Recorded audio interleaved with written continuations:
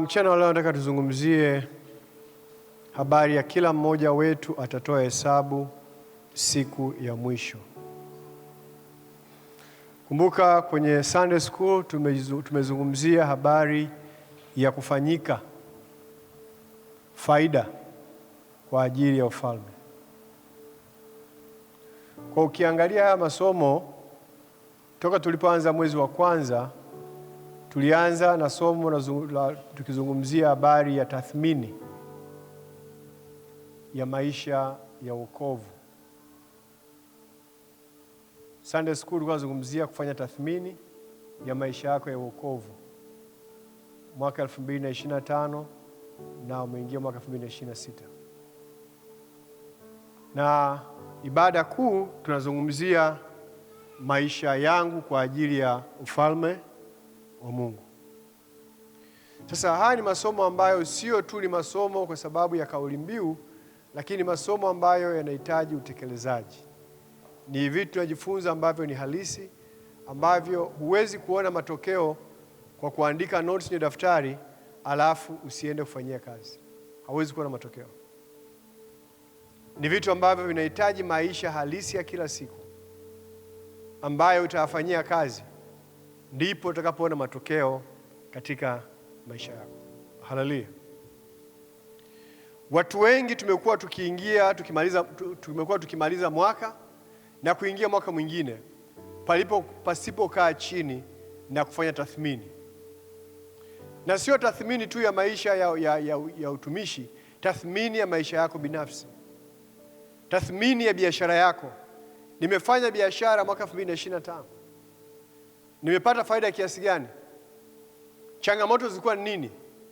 Nimechangia kwa kiasi gani hizi changamoto? Nimeweza kuzitatua kwa kiasi gani? Na ninaweza kuboresha vipi ili niweze kuona matokeo chanya ya mwaka 2026? Na kwa sababu tumekuwa tukiingia mwaka kimazoea, na ndiyo maana maisha yetu kila siku yamekuwa hayana tija wala hayana mabadiliko, kwa sababu tumeshindwa kufanya tathmini. Unawezaje kuboresha ufanisi wa utendaji wako pasipo kufanya tathmini? Kwa tathmini inakupa nafasi, inakupa fursa ya kuangalia nyuma ulikotoka na kuona wapi ulifanya vibaya na kwa nini ulifanya vibaya. Halo?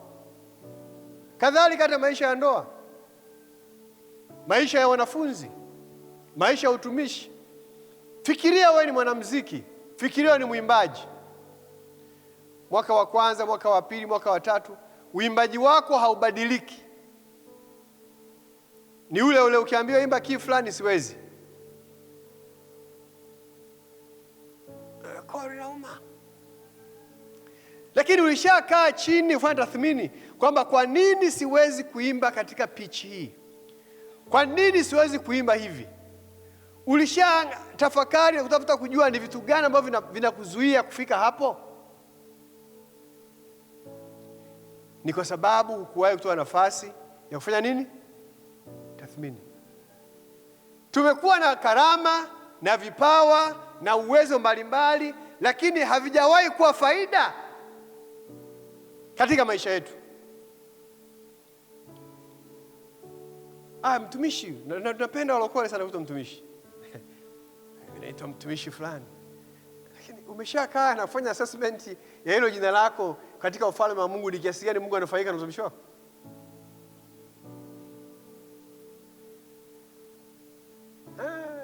Kuna sisi nataka uende tena na kushafunga na tai na sauti inabadilika, nataka ukae viti vya mbele.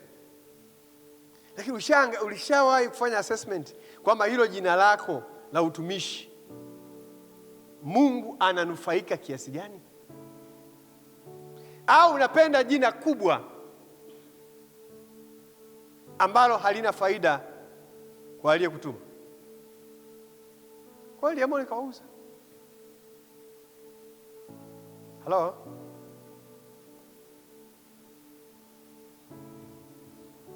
Kwa maisha yanahitaji kufanya assessment, tathmini.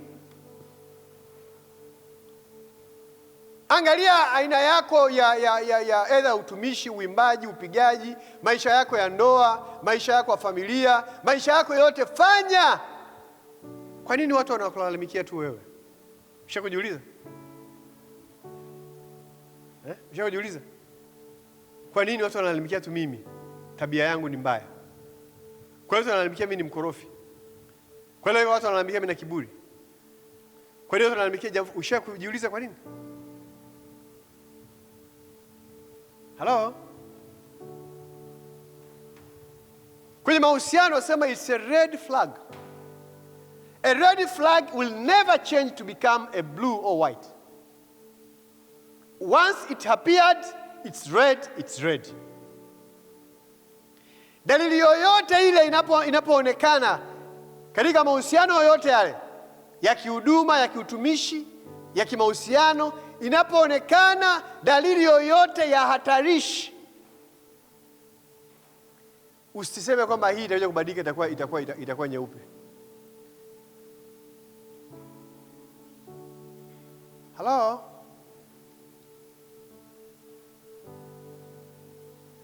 Unafanya biashara na mtu ambaye ni mwizi, unasema atabadilika mbele. Habadiliki. Hiyo ni tabia. Kwa hiyo immediately mtoe kwenye hiyo nafasi, huyu hafai, ni mwizi. It's a red flag. Hello? Uko kwenye mahusiano na mtu muongo. Mungu atambadilisha huko mbele. Atambadilisha? Mmeanza tu mahusiano siku mbili ni muongo. Unampigia simu anakuambia, yani hapa niko Ubungo naelekea Mbezi, afu unamuona yuko pale amekaa. Hamna, huyo ni muongo. Hello? Ni nini? Ni muongo, it's a red flag.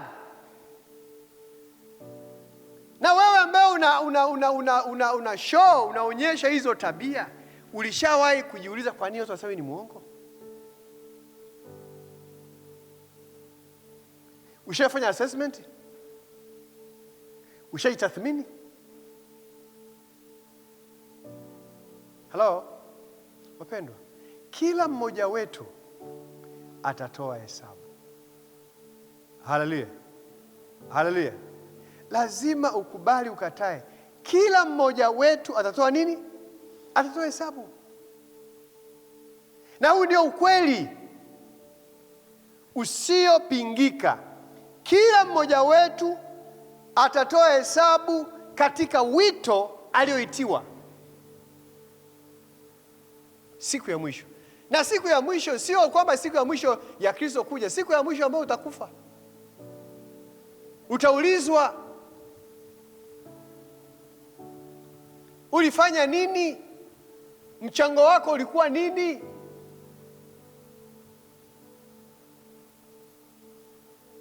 Haleluya. Sababu kila mmoja amepewa kwa kadiri ya neema. Kristo aligawa vipawa na karama kwa kila mmoja wetu kwa kadiri ya neema ya uwezo. Ya nini? Kwa kila mmoja ana uwezo akapewa neema. Kusoma na Luka sura ya 19 mstari wa 15.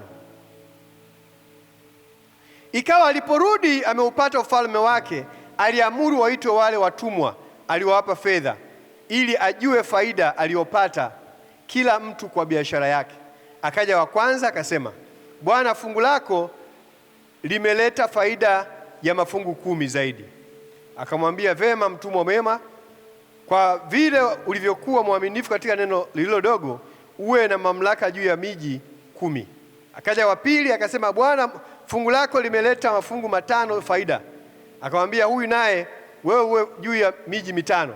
Akaja mwingine akasema, Bwana, hili ndilo fungu lako ambalo niliweka akiba katika leso. Katika nini? Kwa maana niliogopa, kwa kuwa mtu mgumu. Haleluya. Anasema hili ndio fungu lako ulionipa.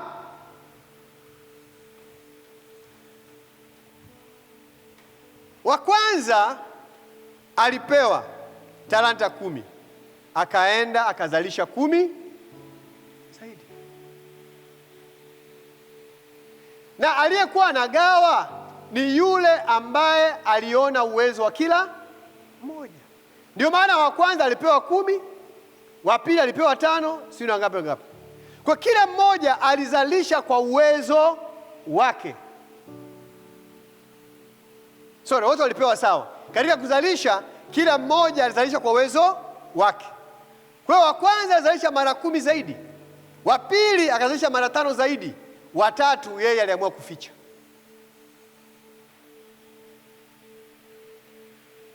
Mmoja anasemaje? Bwana mimi nakujua bwana. Glory mimi nakujua. Irene mimi nakujua. Fulani mimi nakujua. Wewe ni mgumu. Mimi nakujua. Wewe ni jeuri. Mimi nakujua.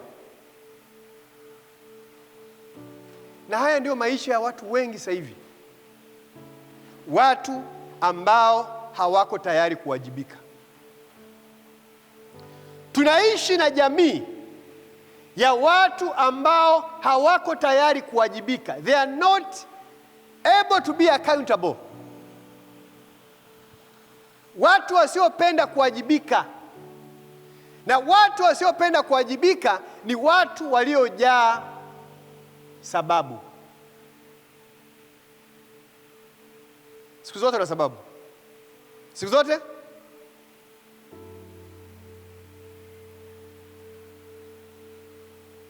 Ukimuuliza kwa nini umechelewa?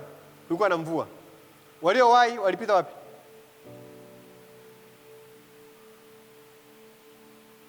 Kwa nini umechelewa? Na mtoto mdogo. Wenye watoto wadogo waliowahi walikuwa wapi?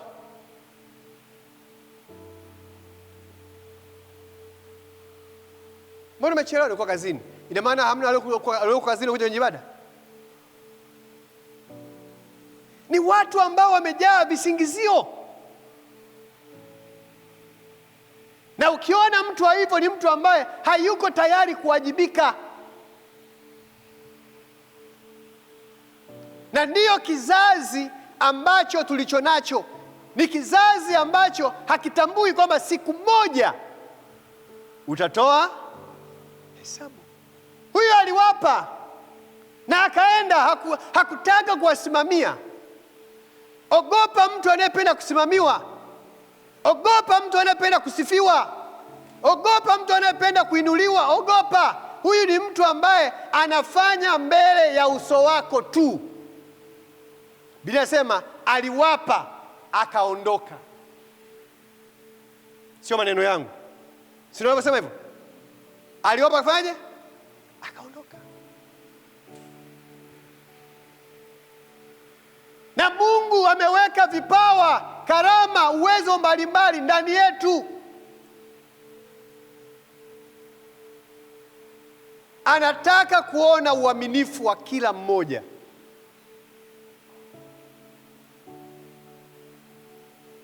Unaambia mtu, unamuuliza mtu, utoe zaka? Au unajua na madeni mengi sana. Wanaotoa hawana madeni.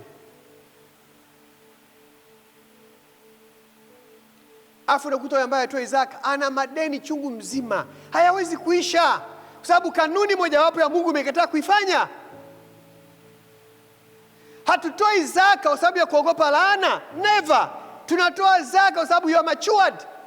Tunatoa zaka kwa sababu tumejitambua. Ndio maana ya zaka. Zaka kipimo chake sio kwamba nisipotoa nitalaaniwa. Hatupo kwenye laana hiyo. Wala hakuna laana hiyo. Hello? Mtu wa kwanza kutoa fungu la 10 alikuwa ni Ibrahim, kabla ya sheria. Kabla ya nini? Ya sheria. Lakini Ibrahim ukisoma pale alitambua kwamba aliyemwezesha kushinda ile vita alikuwa ni Mungu. Haleluya. Kwa hiyo alirejesha sehemu ya 10 kwa Mungu aliyemshindia, aliyempa uwezo. Alitambua kwamba yeye sio kwa nguvu zake, sio kwa akili zake, bali yuko Mungu nyuma yake. Haleluya. Na ndio maana ninapotoa zaka natambua kwamba hii kazi sikupata kwa akili zangu. Wako watu wengi watafuta kazi ya kupata, lakini ni neema ya Mungu. Huyu Mungu ndiye aliyeniwezesha kwa ninamrejeshea sehemu ya 10. Na sehemu ya 10 ni kianzio. Zaka wako wanaotoa mpaka 90%. Kama hujui, sehemu ya 10 huwa ni sehemu ya mwanzo. Kuna watu mkanisema mpaka naonea huruma maisha wanaoishi. Unamwona muangalia anasema boga si kweli kweli. Sababu unajidanganya mwenyewe. Unapotoa zaka shilingi 2,000 wakati sio shilingi 2,000 ungeacha kutoa. Hunidanganyi mimi. Hutoi for the sake ya jina lako kwenye kitabu ofisini. Listen to me kanisa. Usitoe zaka kwa sababu nione jina lako kwenye kitabu cha wanaolipa zaka. Usifanye hivyo. Unajidanganya. Unapoteza muda wako.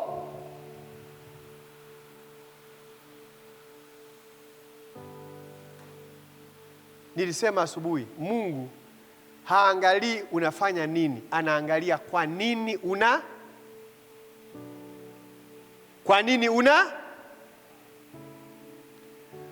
Kwa unapotoa kwa sababu mnemo aone jina langu nimetoa zaka shilingi 500, shilingi 1,000, wakati zaka utakiwa utoe ni shilingi 50,000, unajidanganya. Ni bora ukafanyaje? Uache.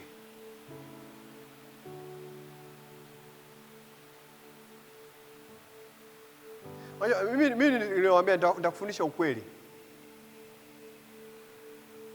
Nitakufundisha? Sikudanganya. Nishaambia mara nyingi mimi nisharudisha zaka za watu ambao hawasali hapa. Na moja ya kanuni yangu mimi ukinitumia pesa nitakuuliza ya nini? That's my principle. Nitakuuliza ya nini? Kiniambia hiyo zaka hiyo, nitampigia simu katibu fulani katoa zaka. Kama usali hapa ukiniambia zaka hiyo, nakwambia cancel muamala. Hautakiwi kulipa zaka kwangu kama hausali hapa. Kalipe zaka kwa mchungaji wako. Kuna mwingine alikuwa anagawa zaka, anatuma huku nusu, anatuma kule nusu. Kwa siku moja nikampigia simu, mbona hii hela ya nini ya zaka mwezi wa kwanza? Nikajua labda aliko huko bado hajapata kanisa, lakini zaka yake sio hii baba, hiyo ni zaka.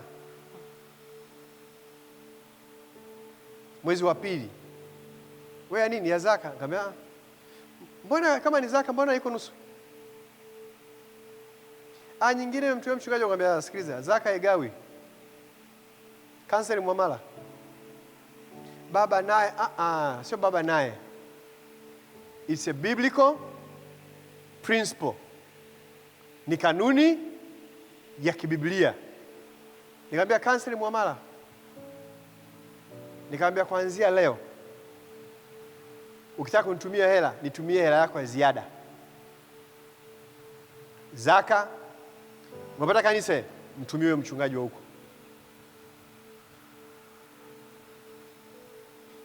Pisa alikuwa analipa zaka hapa, alikuwa anasali hapa. Anaenda Njombe, kwa hiyo tumezaka kwangu. Sasa mchungaji kule Njombe.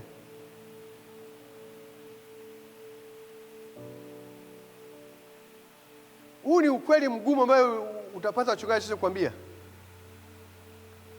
Lakini unakuta mtu sasa anaishi kwenye vifungo vya madeni, maisha magumu, kwa sababu anashindwa kuelewa kwamba siku moja atatoa hesabu. Nimesema Mungu haangalii unatoa nini, anaangalia kwa nini unatoa. Anaangalia kwa nini unafanya. Hello? Kwa hiyo huyu aliwapa hizo talanta. Maana yake nini? Unaweza kuwa na kipawa au karama, ujuzi mbalimbali. Wapendwa, wewe niwaambie hivi huu ujuzi ambao tumepewa, makusudi yake ni kwa sababu ya ufalme wa Mungu. Wewe ni daktari, lakini Mungu amekupa hiyo ujuzi wa udaktari ni kwa sababu ya nini? Ya ufalme wake, kwamba kupitia udaktari huo utawafikia watu wamjue Kristo. Halo? Ndio maana yake. Sio wote tu wahubiri. Nani atawafikia mainjinia? Amekuokoa wewe kuwa katika eneo hilo, kuwa injinia, kuwa mjenzi, kuwa nani, ili watu wamjue Mungu kupitia huko. Haleluya. Na maana yake mchungaji hata kufuata huko. Ndio maana yule alivyowapa aliwaacha. Alifanyaje? Kwa hiyo kila mmoja alifanya kwa kadiri ya uaminifu wake na uweza wake na neema yake ambayo Mungu aliachilia. Nikitaka John apige gitaa la bezi kama Hilali, nitakuwa sina akili. John anapiga gitaa la bezi, yule anapiga gitaa la bezi, lakini kila mmoja ana neema yake. Kwa lazima anapopiga John gitaa la bezi nikubali neema yake, nisimlinganishe na yule. Na yule akipiga nikubali neema yake, sababu wote wanafanya kazi ya kumtumikia nani? Kristo, lakini wana neema tofauti. Kwa lazima tukubali kila mmoja kwa neema yake, sababu kila mmoja atatoa hesabu kwa kadiri ya neema aliyopewa. Haleluya. Shida inakuja yule watatu ambao hawa ndio majority makanisani. Sasa mimi nakujua bwana. Mimi nikashuhudia watu sadaka watakula mwenyewe. Mimi nikafanya hivi.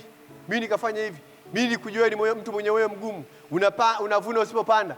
Akaeleza maelezo mengi. Alifanyaje pale? Aliambiwaje? Alinyang'anywa, si ndio? Alifanyaje? Kwa watu wavivu ni watu ambao wamejaa sababu. Watu wachanga ni watu ambao wamejaa nini? Sababu.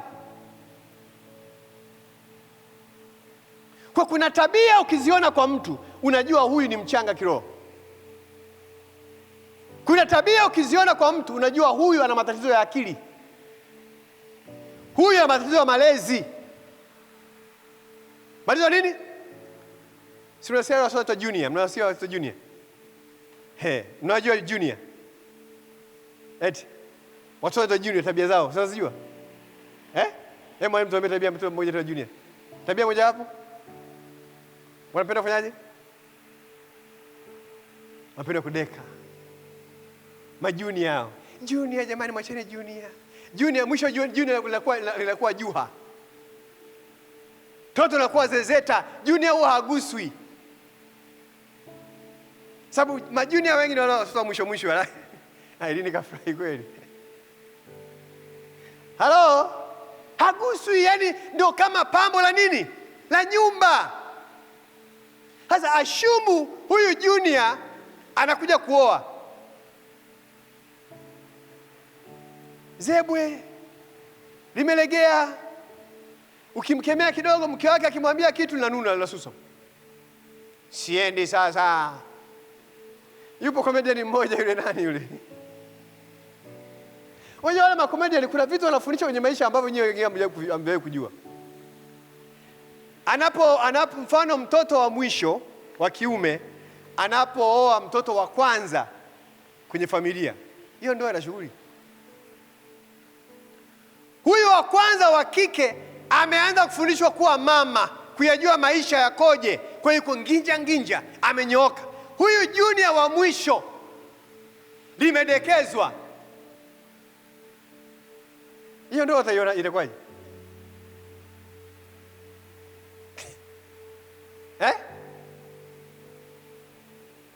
Yaani junior ni livivu. Yaani lipo tu. Yaani ajisikie. Akiona mjusi mpaka kumwita mke wake, mama fulani njoo, kuna nini, kuna mende. Ushawahi kuona mwanaume anakimbia mende kabisa, mende we, nitakutoa na makofi.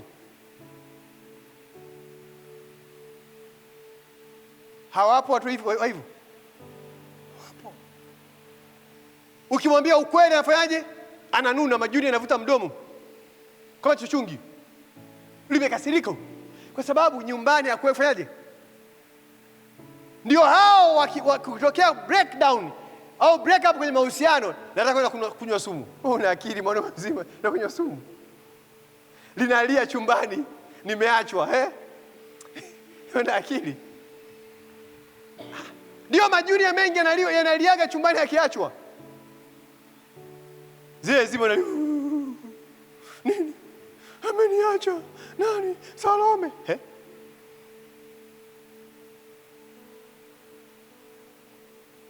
Kwani kwa sababu anakuwa na matatizo ya afya nini? Ya akili, kwa sababu ya malezi mabaya.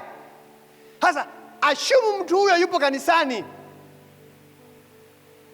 Mchungaji utamfokea? Mwalimu wa praise atamwambia imba hivi? Mpigaji atamwambia hapo umekosea? Si anasusa kwenye drama anaondoka? Hawapo makanisani wa hivyo? Tunao wengi kwenye timu za praise, wengi ambao ni binti au ni kijana anaelekezwa usiimbe hivyo. Mimi siwezi. Pumbavu, ondoka.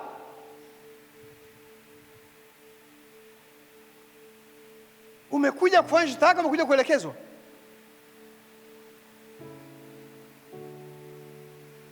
Hello?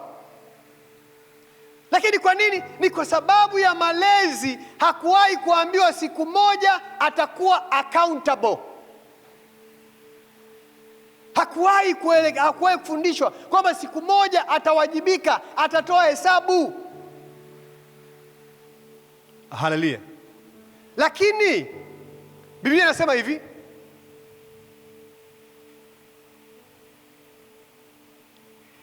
tunapewa tuzo sio kwa sababu tumefanya, tunapewa tuzo kwa sababu ya uaminifu. Sababu ya nini? Ya uaminifu. Huyu alipewa tuzo kwa sababu alikuwa ni mtumwa mwaminifu. Nikuulize wewe, ni mwaminifu? Can I trust you? Can you be trusted? Unaweza kuamini? Unaweza kuaminika? Sitaki unijibu, nataka ujiulize mwenyewe. Je, unaaminika? Je, mchungaji wako anaweza kuamini? Anaweza akajisifia wewe? Anaweza akasema nina mtu? Ninaweza nikatoka nikaenda mahali fulani nikasema jamani, namshukuru Mungu kwenye praise, jamani nina mtu. Naweza kukutaja wewe? Wewe unaweza kukutaja wewe? Kwenye praise unaweza kukutaja wewe?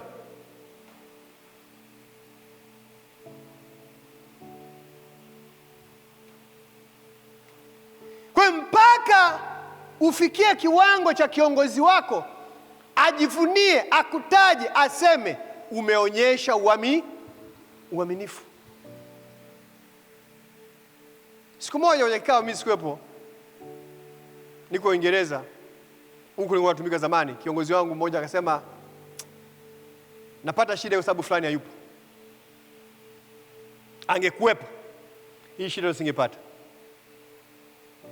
Watu walitoka kwenye kikao, kila mtu anaongea kivyake, siampigie simu wewe mwenyewe, kila mtu amekasirika. Na wenye mafriji ambayo yagandishwa kanipigia simu, bwana baba yako amechafua hali ya hewa leo, amekutaja kwenye kikao. Kwani mimi nilimwambia nitaje? Ni kwa sababu kuna kitu ambacho anajivunia. Je, wewe kazini kwako bosi wako anajivunia nini? Bosi wako anajivunia nini? Usipokuwepo anaweza kukutaja. Na kuuliza, kwenye jamii unayoishi, Wanajivunia nini wewe? Usipokuwepo wanaweza kukutaja. Uaminifu ndio kitu pekee ambacho kinasababisha tunapata thawabu au reward. Wengi wanafanya, lakini uaminifu ndio kitu ambacho kitakutofautisha na watu wengine. Jitathmini. Unaweza? Bosi wako anaweza? Kwenye familia unaweza?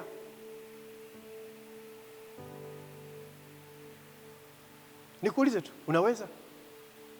Yaani ikatokea jambo kwenye familia alafu haupo, je, watu wanaweza wakanotice absence yako? Eti kwenye familia inatokea jambo alafu wewe haupo, je, familia inaweza ikanotice kukosekana kwako? Wasema da, fulani angekuwepo hapa, hii jambo lingekuwa limeisha.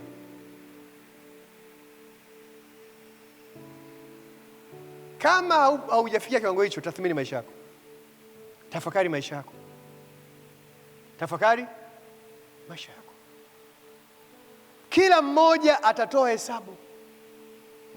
Tumeitwa, na hesabu hii sio mbinguni tu. Hesabu hata katika taaluma ambayo tumeajiriwa, katika sekta mbalimbali ambayo tumeajiriwa, siku moja utatoa hesabu. Maana yake ni kwamba watu watakukumbuka. Niliuliza swali siku moja. Ikatokea hapa akaja mwekezaji akataka ile eneo. Na huyu mwekezaji ana faida kubwa katika jamii. Na sisi tuko hapa. Halmashauri inataka kutuhamisha, kutupa eneo lingine. Lakini sisi hatutaki. Je, jamii inayozunguka hapa wataweza kututetea?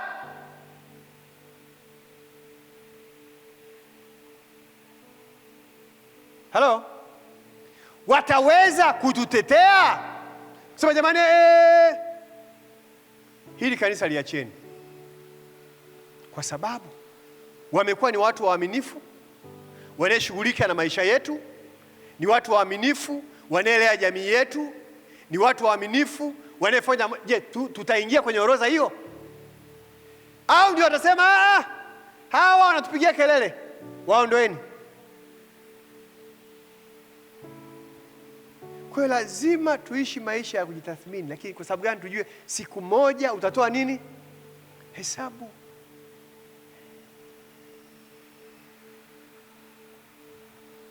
Siku moja tutatoa hesabu. Anasema mtumwa mwema na mwaminifu. Uaminifu huzaa mamlaka makubwa. Uaminifu mdogo unakupa fursa kupata mamlaka kubwa. Tumeona makazini watu wanakuwa promoted, si ndio? Lakini kwa sababu alikuwa mwaminifu kitu nini? Kidogo sana, akawa promoted. Wewe hadi hizo kidogo sio mwaminifu.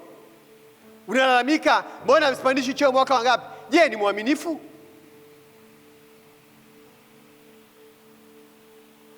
Mchungaji Yesu anasema mimi, je, ni mwaminifu?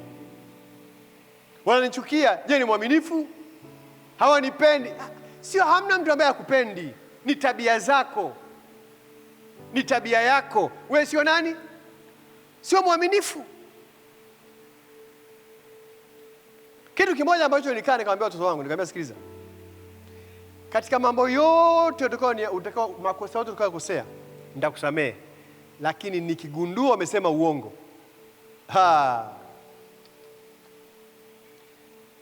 nafikiri kuna siku nilimchapa Prince. Nilimchapa. Wewe uelewe kuchapa. Nilimchapa. Niligundua amefanyaje? Amenidanganya. Unajua unachapa, unaenda ukirudi unakuta sebuleni unafanyaje? Unachapa, unaenda chumbani ukirudi ukuta sebuleni unafanyaje? Unachapa, ukienda jikoni ukirudi unafanyaje? Unachapa. Lakini leo tumetengeneza jamii ya watu waongo. Leo ukisema ukweli unaonekana mshamba. Tumetengeneza kizazi, sio kanisani tu, mpaka kwenye taasisi, mpaka kwenye serikali, mpaka viongozi, mpaka wabunge, mpaka mawaziri. tumeona kwamba kusema ukweli ni jambo baya, bali kusema uongo ndio sifa, kitu ambacho hakubaliki. Hello?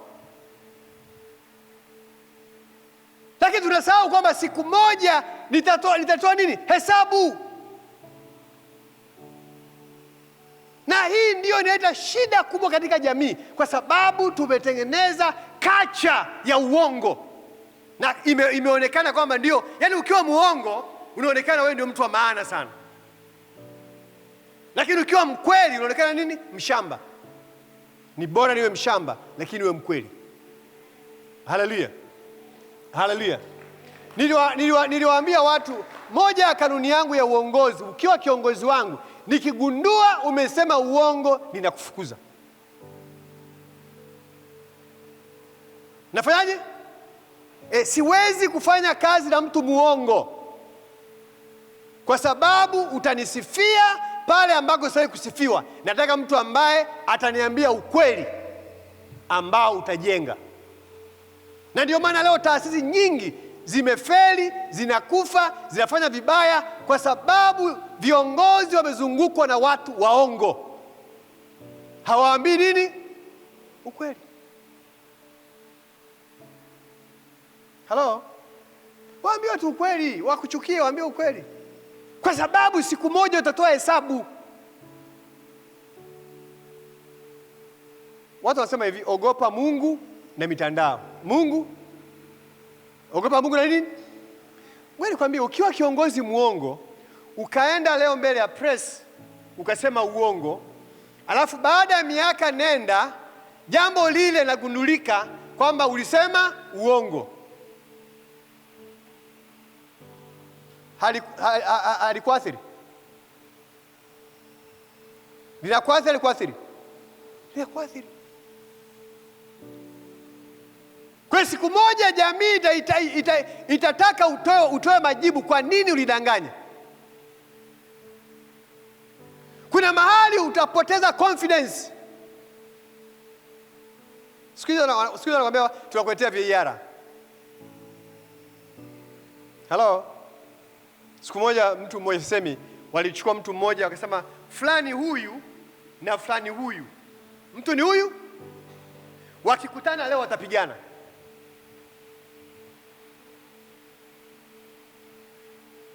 Simeelewa? Yaani John wa miaka 3 iliyopita alisema kitu kile kile, na John wa mwaka huu amesema kitu kile kile, mtu yule yule, alafu anaambiwa asikize hizo kauli. Maana yake hawa watu wawili wakikutana wanaweza kufanyaje? Wakapigana. Sababu kuna mmoja siku moja alikuwa ni mkweli na wakati mwingine akawa muongo. Haleluya. Anasema umekuwa mwaminifu, mtumwa mwaminifu. Baada ya kuwa mwaminifu alipandishwa cheo, alizawadiwa mara 10 zaidi. Haleluya. Bwana Yesu asifiwe. Kwa nini nimalize kusema hivi?